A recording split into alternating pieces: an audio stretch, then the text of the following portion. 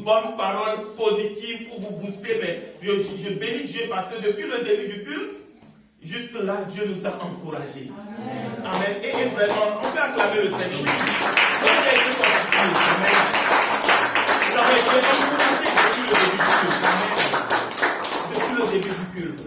Et maintenant, j'ai envie de dire, le temps presse. 2020 a déjà commencé. Aujourd'hui, nous sommes le 5. Ça veut dire que 5 jours sont déjà passés. Et si nous ne voulons pas voir décembre, si nous ne voulons pas voir décembre arriver et toujours être au même point, nous devons nous mettre au boulot dès aujourd'hui. Amen. Alors j'aimerais demander qui est-ce qui veut que nous nous mettions au travail dès aujourd'hui? Qui est-ce qui veut que nous nous mettions au travail dès aujourd'hui? Amen. On peut y aller? On peut y aller? On peut y aller? Alors que je savais la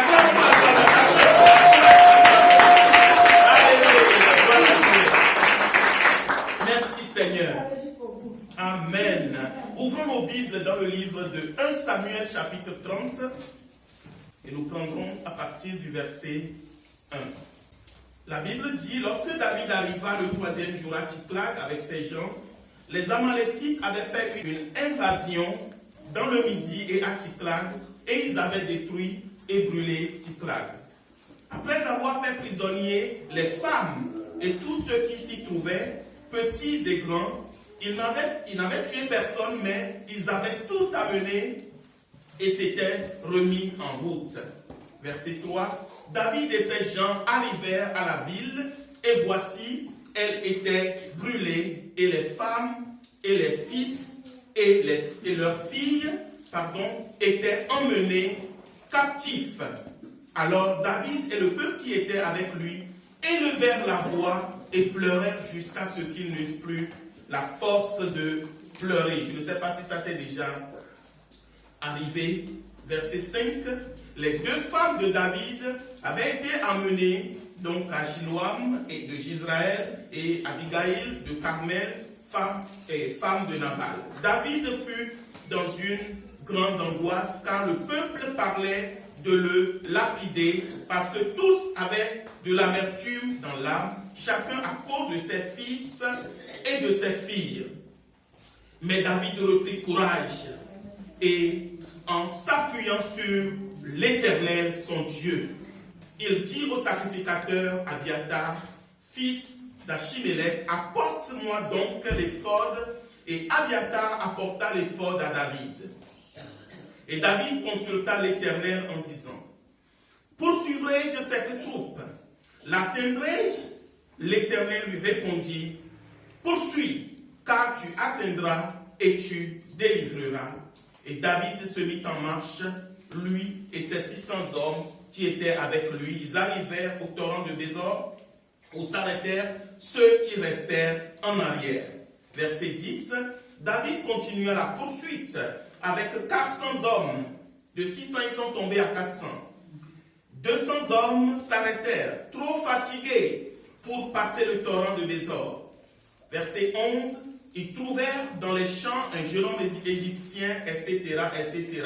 Verset 16, il lui servit ainsi de guide, donc ce jeune homme égyptien, et voici les Amalécites étaient répandus sur toute la contrée, mangeant, buvant et dansant à cause du grand butin qu'ils avaient enlevé du pays des Philistins et du pays de Juda.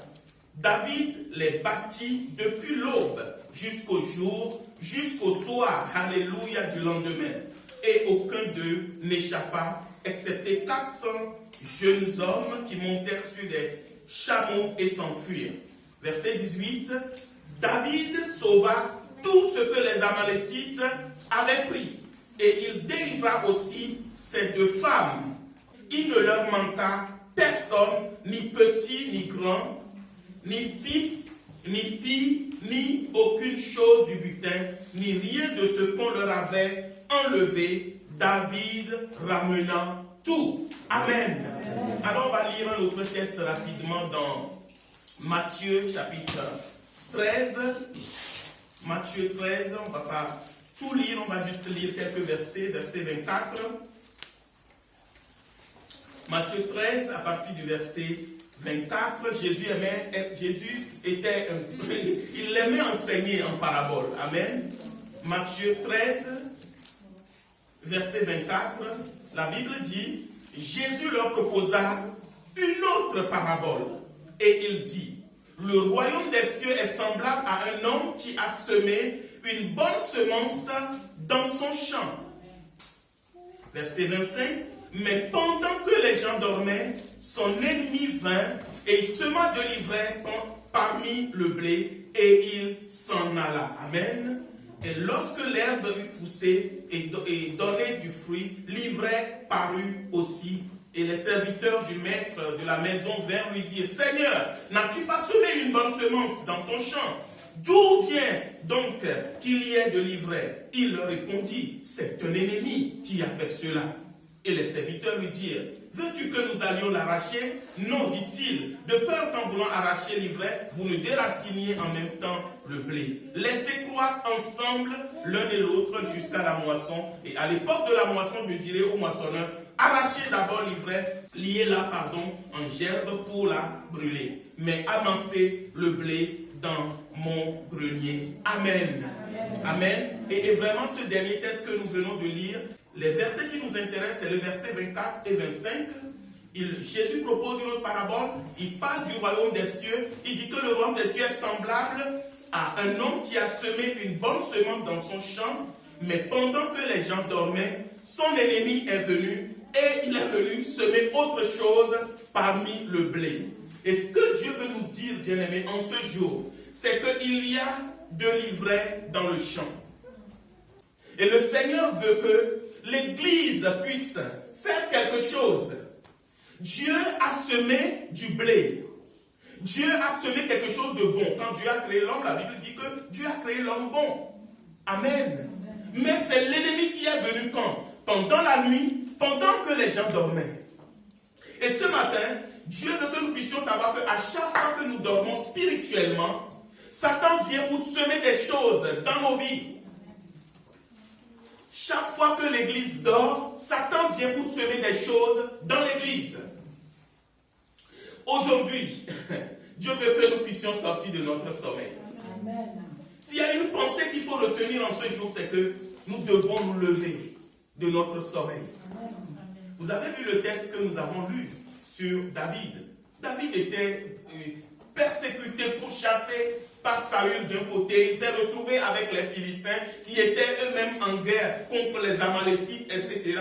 On lui avait donné Tsiklag comme ville de refuge et David avait laissé toute sa famille et les 600 hommes qui étaient avec lui, eux aussi, chacun avait sa famille. Donc, tout le temps de David était basé à Tsiklag. Et alors que David, lui, il était parti avec ses hommes, certainement pour aller combattre les ennemis, le temps de revenir, les Amalécites sont passés par là.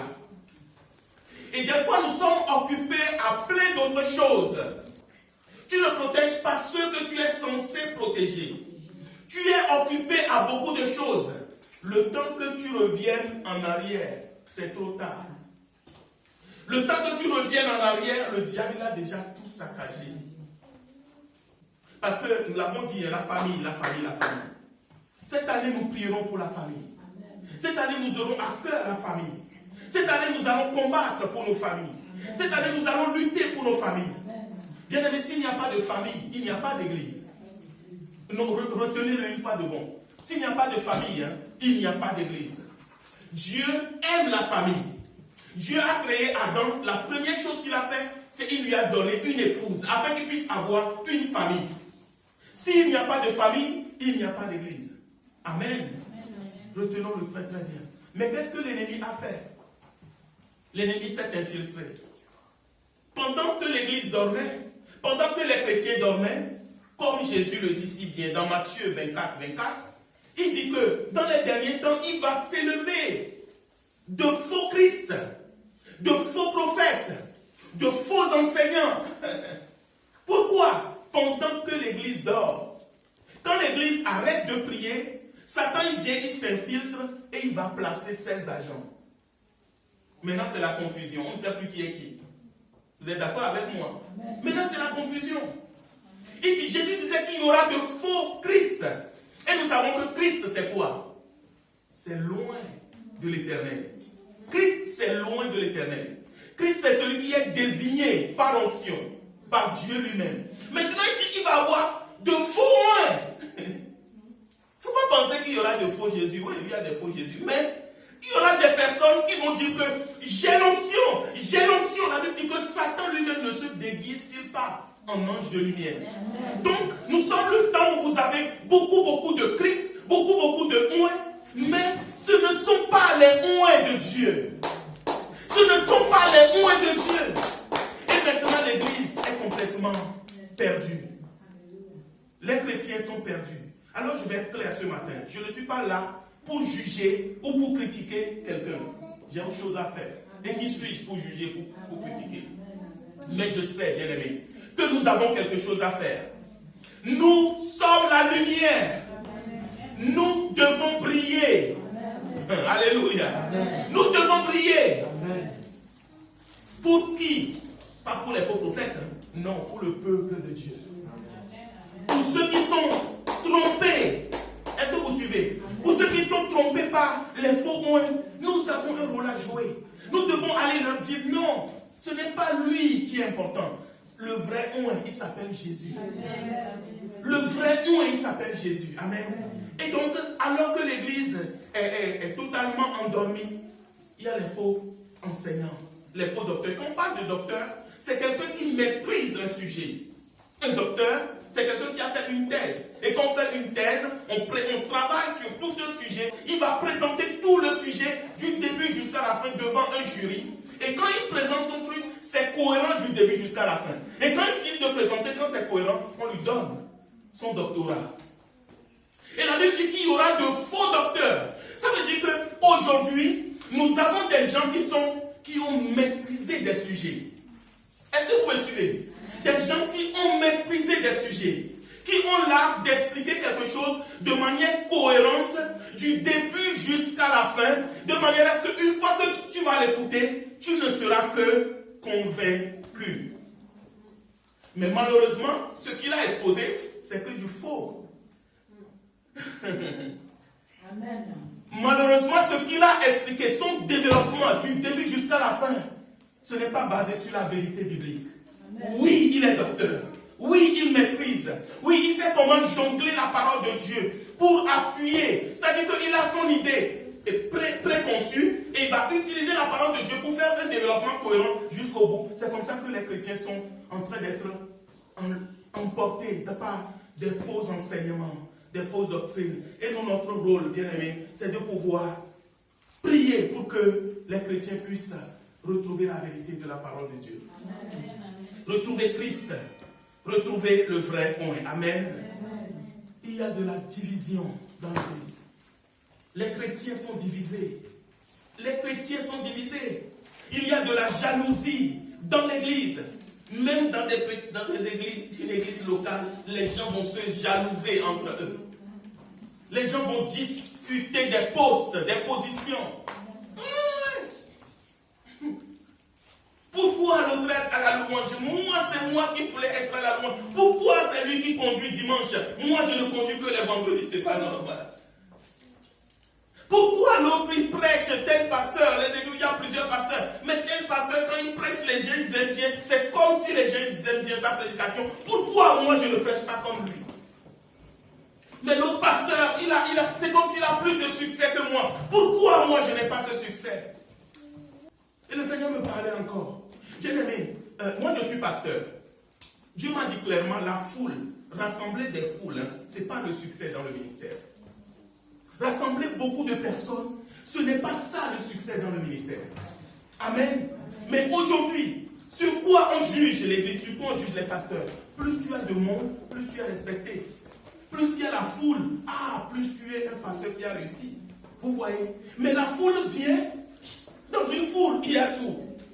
Dans une foule, il y a aussi des fous. Vous avez de tout. Dans une foule, chacun vient pour chercher quelque chose. Mais le Seigneur veut réellement que ce que nous voulons accueillir, ce que nous voulons lui présenter, que ce soit réellement des âmes qui sont réellement touchés, réellement transformés par l'évangile de Jésus. Des gens qui ont réellement ouvert leur cœur à Jésus. Amen. Est-ce que vous êtes là? Amen. 2 Pierre 2, verset 1 et le verset 2. On va le lire rapidement. La Bible dit, il y a eu parmi le peuple de faux prophètes et il y aura de même parmi vous de faux docteurs qui introduiront des sectes pernicieuses qui, reniant le maître qui les a rachetés, est-ce que vous suivez? Amen. Ils vont renier le maître qui les a rachetés. C'est qui nous a rachetés? Christ. Donc les faux prophètes, ils vont renier le maître qui les a rachetés et ils attireront sur eux une ruine soudaine. Plusieurs les suivront dans leur dissolution et la voie de la vérité sera calomniée à cause d'eux. Par cupidité. Ils trafiqueront de vous au moyen de paroles trompeuses. Eux que menace depuis longtemps la condamnation et dont la ruine ne sommeille point. Amen. Donc, nous devons être en 2020. Dieu veut que nous puissions être cette église qui prie. Le Seigneur m'a ramené encore sur l'histoire du jeûne. Les jeûnes de 21, de 40, de 50 jours. Quand est-ce que vous avez déjà vu des chrétiens jeûner 40 jours? Pour dire, Seigneur, nous te prions pour que les faux enseignants soient affaiblis. Pour que ton peuple, tes enfants soient libérés. Qu'ils puissent découvrir réellement la vérité de ta parole. Montrez-moi. Quand vous avez vu une église, cherchez, allez chercher. Une église qui jeûne pendant 40 jours pour dire, Seigneur, nous voulons que ceux qui te cherchent, parce que beaucoup cherchent le Seigneur. Moi, je vois autour de moi, les gens cherchent Dieu. Mais beaucoup sont séduits, égarés. Qu'est-ce que nous devons faire? Nous devons prier.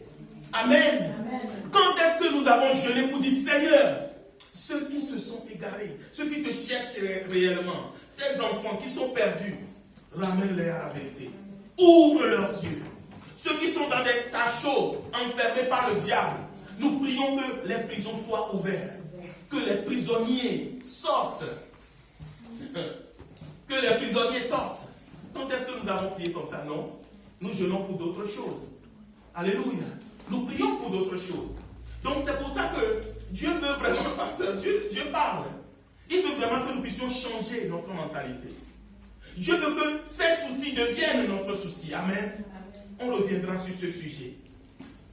Premier point, l'église. Deuxième point, nos familles. Satan est rentré dans nos familles. Satan est rentré dans nos maisons. Satan a pris nos femmes. Satan a pris nos maris. Satan a pris nos enfants. Satan a pris nos filles. Satan a pris nos filles, nos fils. Et comme David, le texte que nous avons lu dans 1 Samuel 30, David est arrivé, on a emporté tout le monde. Et le deuxième fléau de l'église aujourd'hui, c'est que les familles chrétiennes sont décimées. Satan est en train de saccager nos familles chrétiennes. Satan est en train de détruire nos familles chrétiennes. Satan est en train de diviser les maisons chrétiennes. Satan est en train de voler les fils et les filles qui devraient servir dans le temple. Satan est en train de les emmener dans d'autres religions. Il est en train de les amener dans d'autres religions. Vous êtes là, vous ne voyez pas. Oh Jésus. Il y a une certaine religion. Eux, ils disent que vous les chrétiens, vous êtes trop gentils. Et ils ont raison. Nous sommes gentils. Nous sommes passifs. Et quand ils disent que nous sommes gentils, vous-même vous comprenez ce que ça veut dire. Je ne vais pas le dire. Quand on dit tu es trop gentil, toi-même tu comprends ce que ça veut dire. Parce que l'église ne veut pas prier.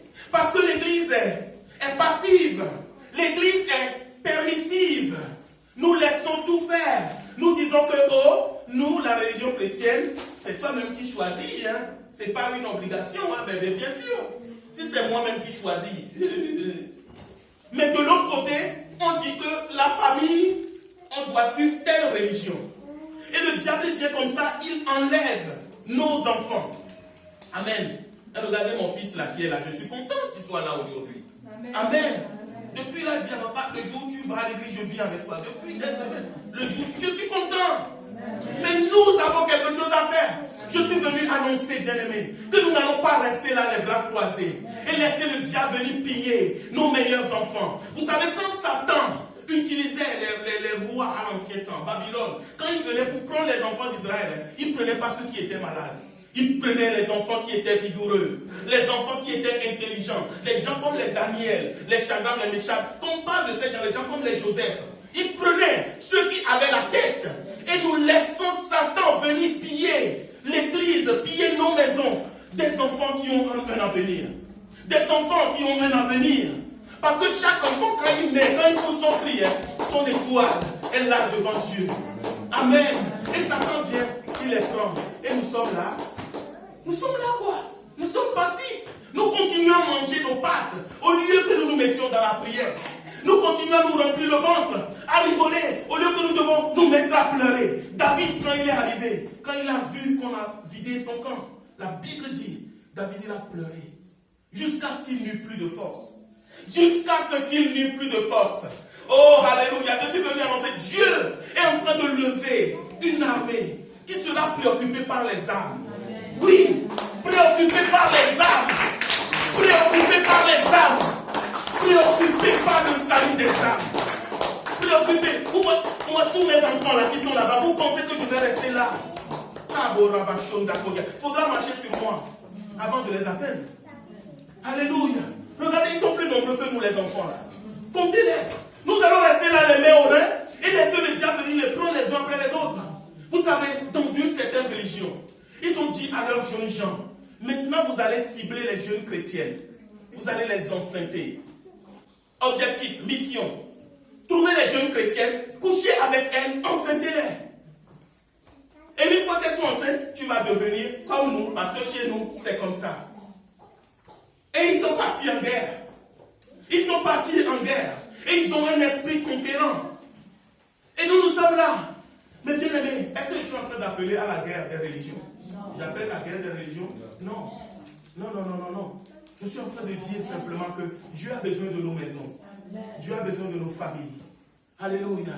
Dieu a besoin de nous. Le divorce, les séparations, un fléau dans l'église aujourd'hui. Satan, il vient, il va rentrer dans toi-même ta maison et il va faire tout ce qu'il veut, quoi. Il vient faire toutes sortes de désordres. Il vient, il s'attache à ta maison. Et nous sommes là. Et nous sommes là. Bien-aimés, Dieu veut que quand quelqu'un souffre, entourez-le. Soutenez-le. Priez. Levez-vous dans la prière. Oh, le mari de la sœur, là, vraiment, son mari, là, oh, vraiment. Mais nous devons prier les uns pour les autres. Amen. Cette église qui se lève, c'est-à-dire que quand l'un d'entre nous souffre, toute l'église se sent concernée. Amen. Parce que nous savons que si Satan gagne, la Bible dit, quand ils ont tué Jacques, Hérode et les autres, ils ont vu que ça a plu au peuple, alléluia. Ils ont dit maintenant la prochaine, c'est Pierre. Vous savez, chaque fois que Satan a la victoire sur l'un d'entre nous, il ne va pas s'arrêter là. Il y a une brèche qui est ouverte. Et il a fallu que l'église se réveille et commence par prier. Quand l'église a commencé par prier, c'est là où Dieu va envoyer son ange pour délivrer Pierre. Nous avons quelque chose à faire en 2020 pour les familles, pour nos maisons. Le dernier point, je vais arrêter. C'est notre santé. C'est notre santé. Pendant que nous dormions, le diable vient semer des maladies dans notre santé. Pendant que nous sommes en train de dormir, Satan vient semer des maladies dans nos maisons. Pendant que l'église dort, Satan vient. Je parle de vraies maladies. Vraies maladies. Je ne parle pas en parabole. Je parle vraies maladies. Mais nous avons quelque chose à faire. Bien aimé, je disais, nous avons quelque chose à faire. Notre Dieu ne nous a pas donné la maladie comme cadeau. Il a dit aux enfants d'Israël, je ne vous frapperai pas des maladies dont j'ai frappé les Égyptiens. Je ne vous frapperai pas des maladies dont j'ai frappé les Égyptiens. Satan sait que si tu es malade, tu ne seras pas efficace. Vous avez déjà vu un athlète avec une jambe cassée qui va pouvoir courir efficace? Regardez les joueurs de foot. Vous allez entendre que tel est blessé. Et dès qu'il est blessé, l'équipe est en difficulté. Dès qu'il y a un joueur important qui est blessé, L'équipe est en difficulté, il faut trouver un remplaçant. Mais un remplaçant, c'est toujours un remplaçant. Ce n'est pas l'original. Alléluia. Amen. Et Satan sait que tu as quelque chose à accomplir pour Dieu. Écoute-moi bien, ouvre ton esprit. Amen. Satan sait que tu as une course extraordinaire à faire pour Dieu. Amen. Satan sait que tu es une flèche. Vous savez, il y a flèche et flèche. La Bible dit que quand David a combattu Goliath, il a mis la main dans sa gibecière. Il a pris un caillou. Et il y a caillou et caillou. Tu es un caillou précieux entre les mains de l'Éternel. Amen. Mais Satan, le malin, pendant que les gens dormaient, il va venir, il va mettre une maladie dans ton corps, c'est fini. J'ai vu beaucoup de personnes qui devaient faire de grandes choses pour Dieu. Net comme ça, la maladie est arrivée. Bon, c'est fini. Au revoir, à bientôt. Même si tu es à ce niveau, tu peux te lever dans ta maison, lever dans ta chambre et commencer par marcher. Amen. Au nom de Jésus, je ne suis pas handicapé. Je ne serai jamais handicapé. Tant que je vivrai, je serai toujours en bonne santé. Ce qui tue les autres ne te tuera pas. Amen. Je dis que ce qui tue les autres ne te tuera pas. Ce qui tue les autres ne te tuera pas. Ça ne te tuera pas. Alléluia. La Bible dit David s'est mis à chercher. Il a pleuré. Quand il a fini de pleurer, il s'est réveillé. Il y a un moment, il faut arrêter de se plaindre. Oui, nous pouvons pleurer, mais à un moment, il faut que nous nous levons. Il dit, Seigneur, maintenant, qu'est-ce que tu veux faire dans cette affaire? Et Dieu dit, fais venir les folles. Abiatar, consultez-moi. Et quand ils ont consulté l'Éternel, Dieu a dit, poursuivez-les. Vous allez les arrêter. Oh, alléluia. David s'est levé. Il a préparé ses 600 hommes. Il dit, on y va, on va tout récupérer. Je suis venu dire, en 2020, tu vas te lever. Et tu vas aller chercher. Je ne vais pas aller le faire pour toi. Les faux prophètes, il va dire, moi je te dis, reçois. Voilà là où tu es. C'est du blablabla. Chaque année, ils vont revenir.